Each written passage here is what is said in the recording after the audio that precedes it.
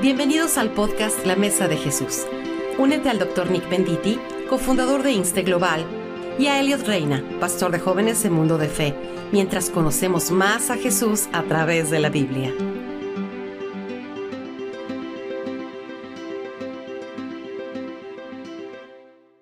Bienvenidos todos a la Mesa de Jesús. Estamos leyendo, platicando, estudiando el Sermón del Monte. El episodio pasado vimos la primera parte de las bienaventuranzas. Antes de eso hicimos un episodio sobre cómo comenzó el ministerio de Jesús, su bautismo, cómo fue tentado y todo lo que llevó a este momento donde está él predicando lo que me gusta llamar el mejor sermón de toda la historia. Antes de eso vimos la introducción de Mateo, que fueron los primeros 3 capítulos, porque solamente para recordarles a todos dónde estamos, o si están escuchando por primera vez, el contexto de Mateo completo, el panorama, la estructura, más bien debería decir, de Mateo es que son 5 enseñanzas principales. Y antes de las 5 enseñanzas viene una introducción, que es lo que vimos en nuestro primer episodio de los primeros 3 capítulos. Y después de las 5 enseñanzas viene la conclusión, donde vemos la parte más clave, se podría decir, la crucifixión, resurrección y ascensión de Cristo.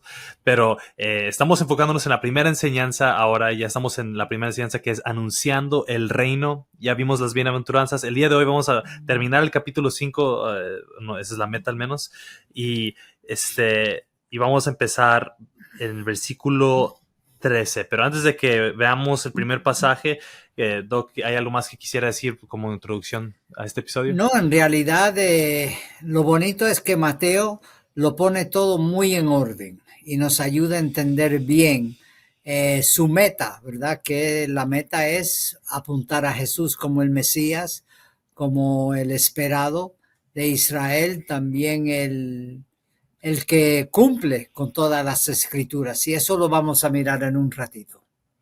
Muy bien, sí. Entonces, ojalá puedan mantener en mente lo que Jesús ha estado diciendo sobre las bienaventuranzas, cómo son bendecidos aquellos que son pobres, humildes, etcétera, lo que ya platicamos en nuestro último episodio, porque eso es un sermón que da continuación, no es solamente diferentes enseñanzas que son esporádicas, sino terminando todas esas bienaventuranzas. El versículo 13 al 16 da 2 imágenes. Primeramente dice, versículo 13, ustedes son la sal de la tierra, pero si la sal se ha vuelto insípida, ¿con qué se hará salada otra vez? Y después versículo 14 dice, ustedes son la luz del mundo, una ciudad situada sobre un monte no se puede ocultar. Entonces da 2 imágenes aquí de ustedes son sal y ustedes son luz. Y yo sé que en la Biblia a veces se usa una forma literaria donde se repite la misma frase o la misma verdad a veces de 2 maneras distintas, ¿no? En los Salmos a veces dice, mi alma anhela por ti, Señor, mi cuerpo tiene sed por ti, o en otras palabras, diciendo lo mismo, pero de 2 maneras para que realmente se pueda entender. Se puede ver un poquito de esto aquí, pero mi pregunta primeramente sería, ¿quiénes son los ustedes aquí? Y dice, ustedes son la sal de la tierra, ustedes son la luz del mundo. ¿Quiénes son los ustedes, entre comillas, Doc? ¿Son los discípulos, los 12? ¿Son todos los seres humanos de la tierra? ¿Quiénes son los ustedes? Pues primeramente yo diría todos. Claro, necesitamos entender, Jesús cuando dio estas palabras estaba hablando en un grupo reducido, para decirlo, los discípulos y también seguidores de él, ¿verdad? Ellos eran los que inicialmente escucharon esto, pero nosotros, 20 siglos después, también nos habla a nosotros, porque nosotros somos seguidores de Jesucristo.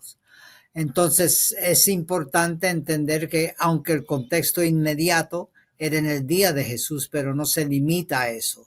Entonces es una manera que Jesús nos advierte, nos invita, ¿verdad?, a no solamente ser sus discípulos, sino de hacer a otros discípulos. Y entonces cuando habla de ustedes, habla de sus seguidores. Y yo me incluyo ahí, espero también incluirte a ti, tantos a través de los siglos que hemos seguido y seguimos a Jesucristo. Uh-huh. Muy bien, entonces ustedes como creyentes, como seguidores míos, Exactamente. diría Jesús, son la sal y son la luz del mundo. Entonces, ahora, ¿qué puede comunicar esas dos verdades? Porque me encanta que usa dos cosas que son casi, pues, se pueden entender en cualquier contexto, no importa dónde vivas o en qué tiempo vives. Esas son verdades que todos entendemos, todos conocemos la sal, todos conocemos luz, la sal que da sabor a las cosas y la luz que alumbra. Entonces, ¿qué es lo que quiere, yo creo, aquí resaltar Jesús a sus discípulos? Además de que Básic- obviamente es diferente. Ujú. Básicamente es, mientras nosotros le seguimos a Él, debemos de comportarnos como sal, ¿verdad? La sal da sabor, como dijiste, pero también la sal preserva, ¿verdad? Eh, y la luz, obviamente, ¿verdad? Sabemos que huye las tinieblas, ¿verdad? Da luz donde hay oscuridad. Y el tema de la luz es muy preeminente tanto en el Antiguo como en el Nuevo Testamento. Vemos Jesús mismo diciendo que él es la luz del mundo. Y es curioso porque también cuando Jesús dice en Juan, dice, pues les habló otra vez diciendo, yo soy la luz del mundo, el que me sigue no andará en tinieblas, sino que tendrá la luz de la vida. En otras palabras, Jesús es la luz máxima, para decirlo de una cierta manera. Pero nosotros, mientras seguimos Jesús, también debemos de ser luz en medio de las tinieblas del mundo, en medio de la oscuridad del reino de las tinieblas.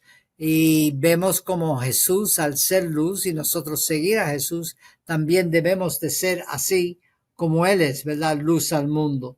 Y lo vemos también en el Antiguo Testamento. Proverbios capítulo 4, verso 18 dice, pero la senda de los justos es como la luz de la aurora, que va aumentando en resplandor hasta que es pleno día. Y vemos como la senda de los justos, los caminos de los justos, que nos habla otra vez del testimonio, ¿verdad? Nuestro testimonio debe de ser luz en medio de las tinieblas.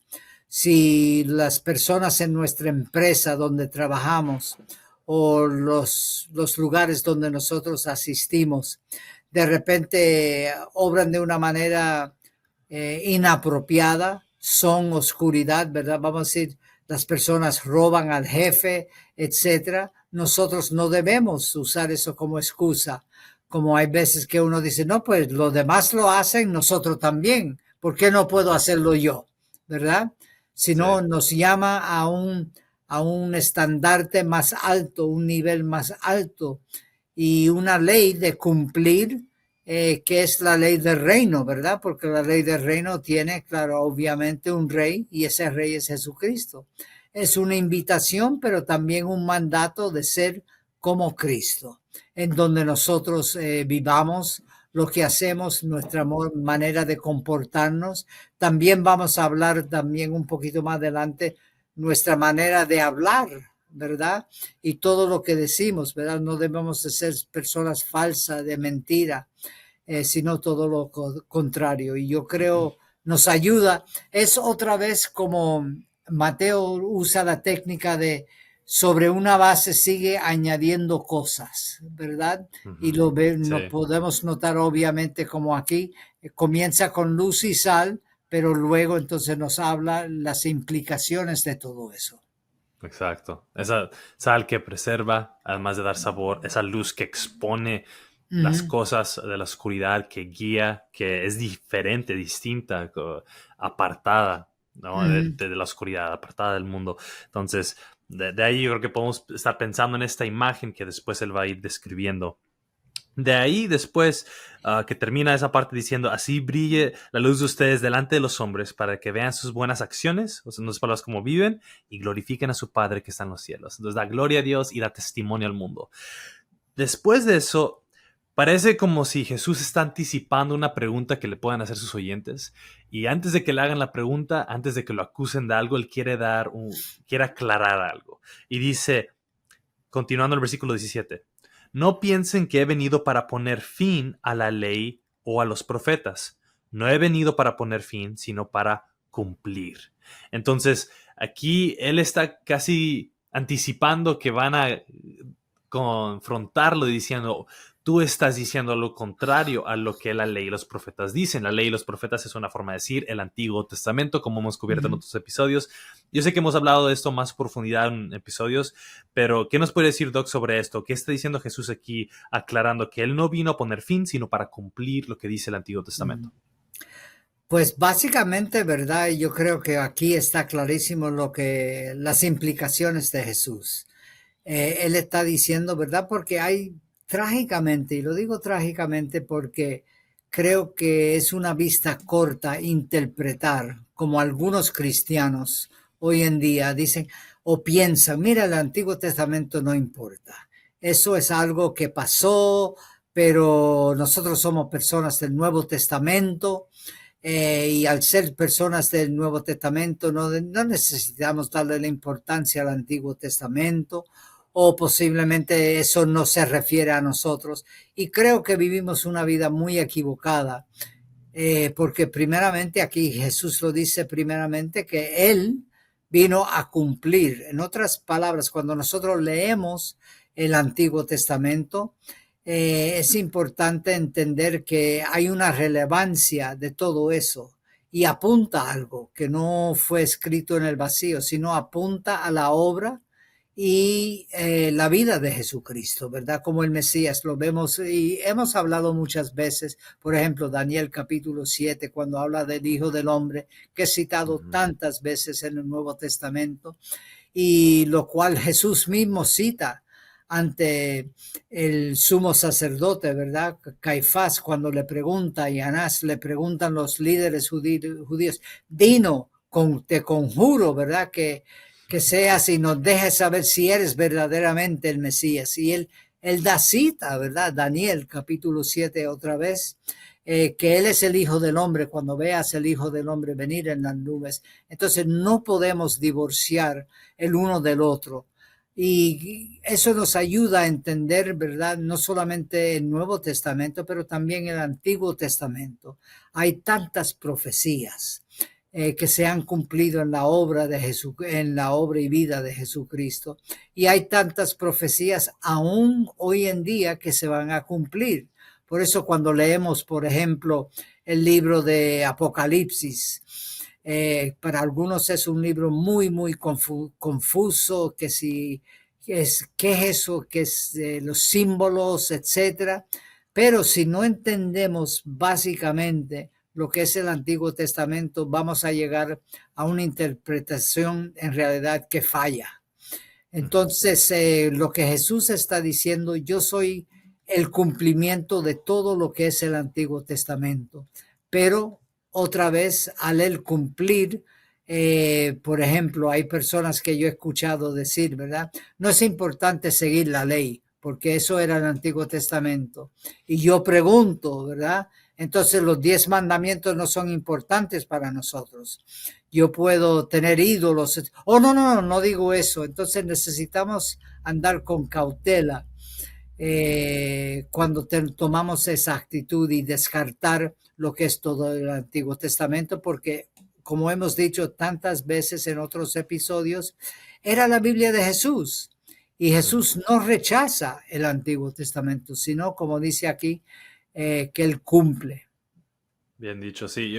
Aún esa palabra, la ley, puede ser difícil a veces entender a qué se está refiriendo el pasaje. Exactamente. Dependiendo del contexto, sabemos que, por ejemplo, aquí dice la ley y los profetas, que era una manera de decir el Antiguo Testamento, el Torá y el Ketuvim, y que era parte de todo el Tanakh, que era el Antiguo Testamento, sí. La Biblia hebrea.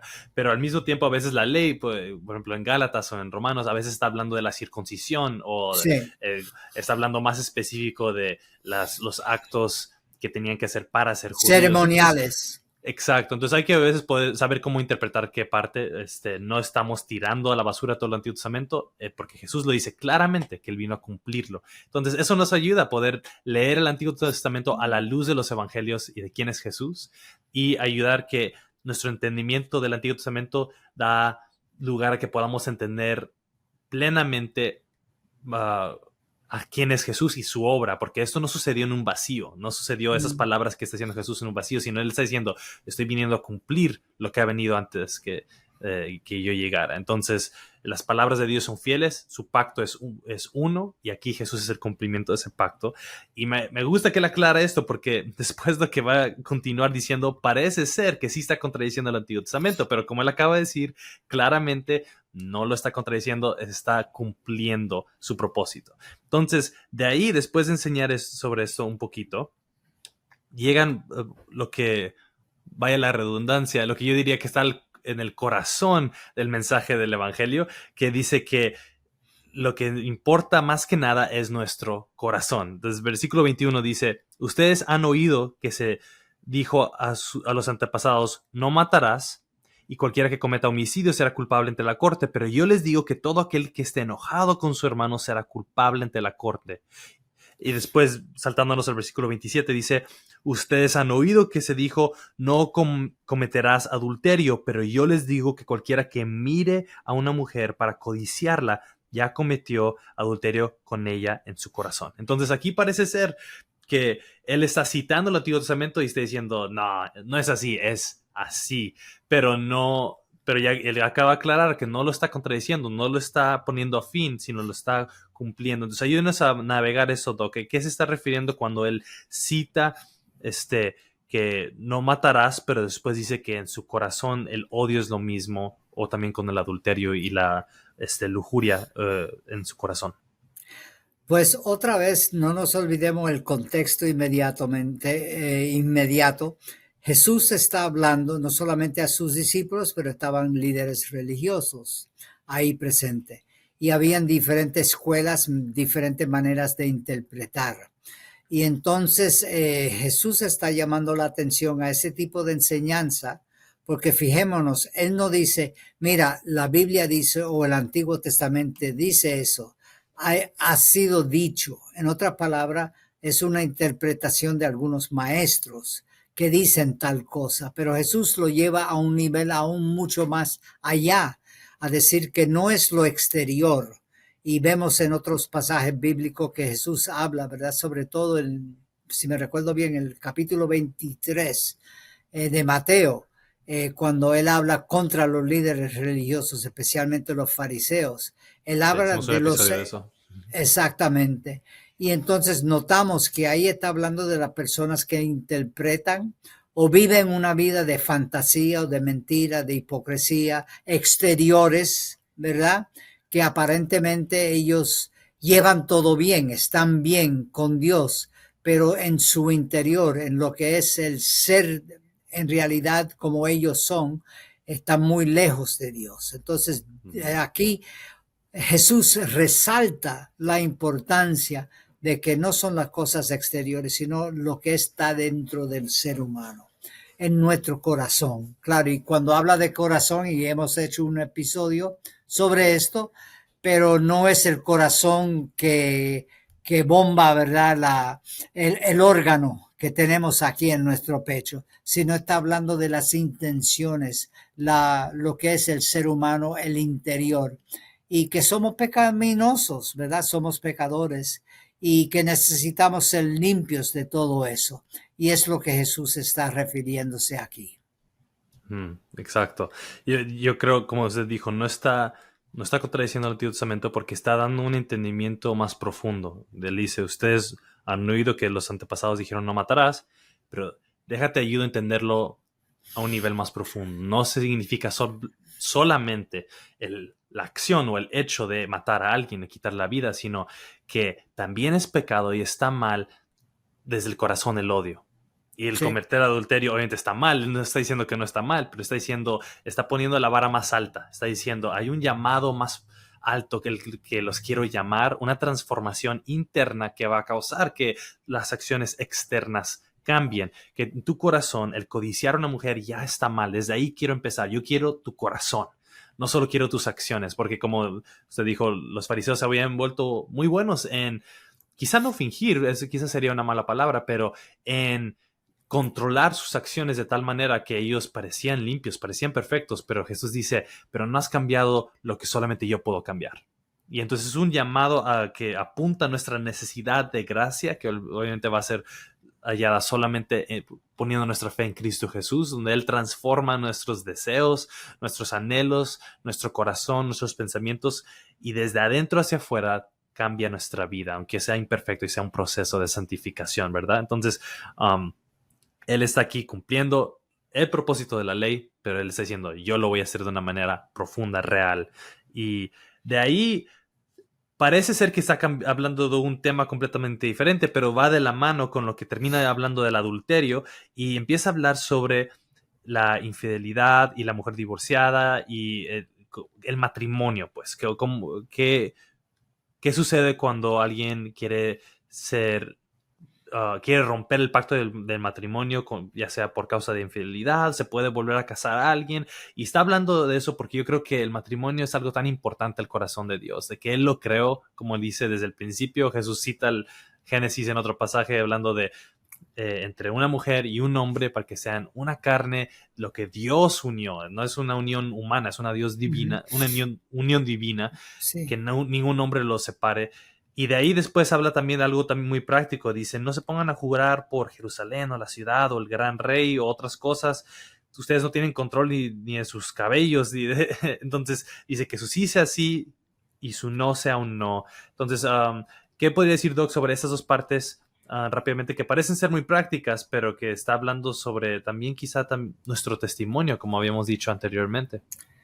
Pues primeramente seguimos entendiendo, ¿verdad?, de las cosas ocultas de los corazones de todo ser humano, ¿verdad? Entonces también habla del adulterio, pero habla del divorcio. Y entonces en otra cita, ¿verdad? Cuando habla sobre el divorcio, Jesús dice que eso fue, ¿verdad? Dios permite la carta de divorcio, ¿verdad? Por la dureza del corazón humano. En otras palabras, por la desobediencia del ser humano. Y necesitamos entender que todo lo que somos en realidad no es por lo exterior, sino por el interior, lo que somos como personas. Por eso decimos tantas veces, el ministerio nace del ser, de lo que uno es, porque exteriormente uno puede servir a Dios y aparentar una cosa, pero sin embargo Dios conoce los corazones. Hay tantos ejemplos en la Biblia, ¿verdad? Y de momentos me viene a la cabeza cuando David está con las ovejas, ¿verdad? Y es curioso que Samuel ve todos los hijos de Isaí y empieza a comentarle, ¿verdad? Y este no es el elegido de Dios. Y entonces Samuel le pregunta a Isaí, ¿no tienes otro? Oh, sí, tengo uno allá, el jovencito, ¿verdad? David, que está con las ovejas. Y entonces en ese pasaje bíblico termina diciendo que Jehová mira los corazones, ¿verdad? No los exteriores, como el ser humano. Por eso es tan importante nosotros entender este pasaje. ¿Por qué? Porque Satanás puede juzgarnos. Sabemos que él nos acusa. Y entonces entender que Dios puede transformarnos a nosotros desde la parte de adentro hacia afuera, que es lo que busca. Que en términos que usamos en la iglesia, la santidad. Y, ¿verdad? La escritura exhorta y dice, sed santo como yo soy santo, etcétera, etcétera. Entonces es la transformación a la imagen de Jesucristo, a ser como Él es. ¿Cómo es Él? Él es luz en medio de la tiniebla. Él es sal en medio, ¿verdad?, de la circunstancia. Y entonces al ser transformados por la obra del Espíritu Santo, eso nos ayuda y vamos a terminar en un ratito, ¿verdad?, sobre cómo ser perfectos, pero es parte de la transformación a la imagen de Jesucristo. No es que nosotros seamos Jesucristo, pero sí parecernos cada día más y más como Él. Esos hábitos que pensamos que nadie conoce, nadie sabe, ¿verdad? Esa codicia del corazón humano, ¿verdad? Cuando Pablo habla sobre las obras de la carne en Gálatas, ¿verdad? Nosotros vamos en esa lista y vemos que en realidad hemos fallado. Y alguien puede decir, no, yo nunca he matado a nadie, ¿verdad? No soy como fulanito que está en la cárcel porque mató a su suegra o su suegro, lo que sea. Pero sin embargo, en nuestro corazón podemos decir, ojalá muriese esa persona, ¿verdad? En un momento de ira y todo lo demás. Entonces, lo que Jesús anima, que invita y manda en realidad es una invitación a ser más como Él, que podamos Ujú. vencer, como Pablo dice, las obras de la carne y seguir, ¿verdad? Las obras del Espíritu Santo, ¿verdad? El fruto del Espíritu, ser más como Jesús cada día. Sí, exacto.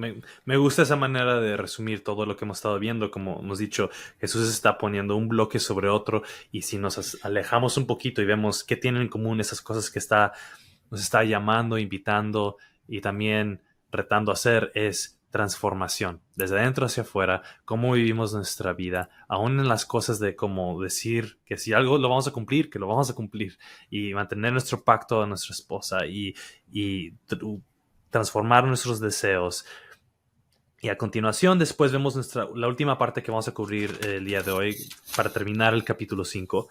Y una vez más, parece ser a primera vista que Jesús está contradiciendo el Antiguo Testamento. Porque va a citar una parte del Antiguo Testamento y después va a decir, pero, y Jesús va a decir algo más. Fíjense lo que dice el versículo 38. Dice, ustedes han oído que se dijo, ojo por ojo, diente por diente. Pero yo les digo, no resistan al que es malo, antes bien a cualquiera que te abofetee en la mejilla derecha, vuélvele también la otra. Entonces aquí parece ser que Jesús está diciendo, ustedes oyeron decir ojo por ojo, diente por diente, que es un pasaje de Deuteronomio 19, pero yo les digo, si alguien te cachetea una mejilla, vuélvele la otra. Y después dice en el versículo 43, ustedes han oído que se dijo, amarás a tu prójimo y odiarás a tu enemigo. Pero yo les digo, amen a sus enemigos y oren por los que los persiguen. Entonces, ¿cómo nos puede ayudar a ver estas dos partes que van de la mano, Doc, sobre, una vez más, el reino al revés? Pues Jesús en todo este sermón, como llamamos el sermón del monte, está invitando a un nivel más alto de cumplimiento en cuanto a lo que es nuestro comportamiento, la transformación, como bien dijiste antes, pero no es solamente saberlo de una manera intelectual o saber, mira, esto es lo que debo de hacer, sino vivirlo. Y entonces, claro, es muy difícil si nosotros miramos por nosotros mismos poder hacer todo esto. En realidad, amar a tu enemigo, ¿cómo puede ser? Y ojo por ojo y diente por diente. Yo he escuchado hermanos y hermanas en la fe trágicamente decir, como si eso fuese una carta o una invitación a que ellos puedan desquitarse de su hermano, hacer daño a alguien, ¿verdad? Ajá, se ponen religiosos, ¿verdad? Sí. Se ponen religiosos y citan la Biblia. No, porque ojo por ojo y diente por diente, ahora me la vas a pagar. Y eso me recuerda a Pedro, ¿verdad? Cuando también en los evangelios le pregunta al Señor, ¿cuántas veces debo de perdonar a alguien? ¿Verdad? Y Jesús dice, ¿verdad? 70 veces 7. Y no está hablando de 490 veces y entonces cuando llegue a 491, ajá, te agarré, ahora puedo desquitarme de ti. No, no es eso. Entonces es una invitación otra vez a ser como Él. No nos olvidemos, hubo momentos que Jesús mostró, ¿verdad? Ira, y yo digo ira santa en el sentido cuando contra los líderes religiosos, también contra los cambistas, cuando ellos estaban explotando al pueblo, pero también hubo momentos cuando él estaba ante los sacerdotes, el Sanedrín, también cuando estaba ante Pilato, donde notamos, él cayó, él no dijo, él podía defenderse, él podía decirles, mira, yo soy, pero sin embargo él cayó. Entonces es el tipo de comportamiento donde estamos y somos obedientes a la voz del Espíritu Santo, de poder frenarnos, ¿verdad? Hay momentos que necesitamos hablar, pero hay momentos también que necesitamos callarnos y confiar en la obra del Espíritu Santo y que Dios tiene todo bajo control. Sí, yo Estos son los pasajes donde se puede malinterpretar fácilmente, porque aquí él está citando Deuteronomio, ojo por ojo y diente por diente, pero en el contexto, ese pasaje era para los jueces, los que Ujú, llevaban la ley y ujú, traían orden, justicia ante el pueblo de una manera judicial. Entonces, ujú. cuando alguien perdía el burro de otra persona o le debía dinero porque le rompió el techo de su casa por accidente, Sí, entonces el juez decía, bueno, ojo por ojo, diente por diente, vamos a dar lo equivalente, no te vamos a quitar exactamente. todo, pero también tienes que hacer lo correcto y vamos a restituir a esta persona lo que le Sí, robaste, lo que le perdiste, lo que quizá por accidente rompiste. Entonces, vamos a hacer que tú pagues lo equivalente. Vamos a restituir su burro y tú le vas a dar un burro. O si le rompiste el techo, pues ¿cuánto vale eso? Pues ese es el dinero que tú le debes. Y es lo que hacemos hoy en día, es traer justicia a una situación de un mal, una injusticia. Pero la gente había tomado ese versículo que era para el magistral, para el juez, para el que llevaba orden del gobierno, y lo estaban tomando y aplicando de una manera relacional entre uno y el otro. Estaban diciendo, tú me hiciste eso, pues yo te voy a volver a dar una cachetada. Tú me insultaste, yo te voy a insultar. Y pues la Biblia dice, ojo por ojo, ¿no? Entonces no lo estaban aplicando adecuadamente, y aquí Jesús dice, no, cuando son cosas de un nivel relacional, vuelve la otra mejilla. Yo no creo que ese pasaje está diciendo que nunca hay que defendernos si tu vida está en peligro, que no puedas sí. defender por tu vida. Unos han querido aplicarlo de esa manera. No, no está diciendo Jesús eso. Una cachetada, esta imagen era un insulto. Si alguien te insulta, si alguien te está haciendo mal, perdona. Y Jesús últimamente va a mostrarnos ese perdón y ese amor en la cruz. Entonces Él no solamente lo está diciendo con sus palabras, sino lo va a demostrar con sus acciones, aún lo que significa amar a tus enemigos de una manera que no podemos comprender, mas por el amor que hemos recibido por Dios, podemos después mostrar ese amor. Y bueno, como usted dijo, que termina todo este capítulo diciendo, por tanto, sean ustedes perfectos como su Padre Celestial es perfecto, que quizás está resumiendo todo lo que hemos visto. ¿Cómo podría ayudarnos a entender esto? Que ser perfectos como nuestro Padre Celestial. Pues en realidad la palabra ahí para entenderlo es telios, ¿verdad? Que significa no solamente perfección, pero también completo. En otras palabras, que es cuando miramos aquí y estamos hablando de la santidad, transformación interior, estamos hablando, ¿verdad?, de que nosotros estamos en proceso, es un proceso, ser más como Jesús. Pero aquí en realidad está citando el Antiguo Testamento, es Deuteronomio capítulo 18, verso 13, que dice, serás intachable delante del Señor tu Dios. Y otra vez nos está hablando de la santidad, de esa transformación.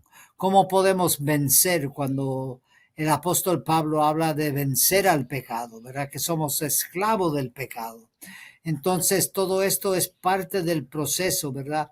El que creo en sí, a los tesalonicenses, me parece, Pablo dice, el que robe, que no robe más. Entonces, es el acto de ser transformado y cambiado a la imagen de Jesucristo, ¿verdad? Y que podemos hacerlo, ¿verdad? Podemos hacerlo siempre y cuando que estemos dispuestos a someternos a la obra de Cristo y la obra del Espíritu Santo. Por eso nosotros somos templo del Espíritu Santo, donde Dios va obrando y cambiando y transformándonos a la imagen otra vez de su Hijo Jesucristo. Excelente.